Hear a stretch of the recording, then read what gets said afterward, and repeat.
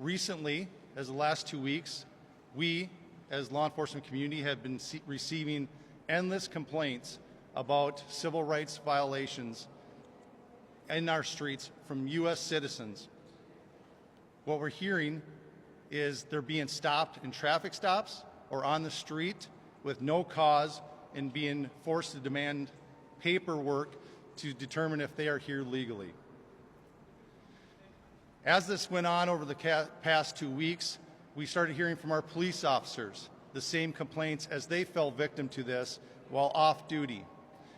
Every one of these individuals is a person of color who has had this happen to them.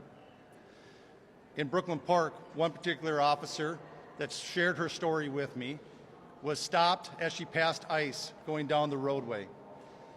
When they boxed her in, they demanded her paperwork, of which she's a U.S. citizen and clearly would not have any paperwork. When she became concerned about the rhetoric and the way she was being treated, she pulled out her phone. In an attempt to record the incident, the phone was knocked out of her hands, preventing her from recording it. The officer had their guns drawn during this interaction, and after the officer became so concerned, they were forced to identify themselves as a Brooklyn Park police officer in hopes of slowing the incident and de-escalating the incident down. The agents then immediately left after hearing this, making no other comments, no other apologies, just got in their vehicles and left.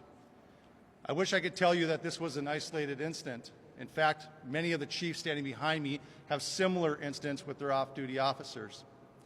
This isn't just important because it happened to off-duty police officers, but what it did do is we know that our officers know what the Constitution is, they know what right and wrong is, and they know when people are being targeted, and that's what they were. If it is happening to our officers, it pains me to think of how many of our community members are falling victim to this every day.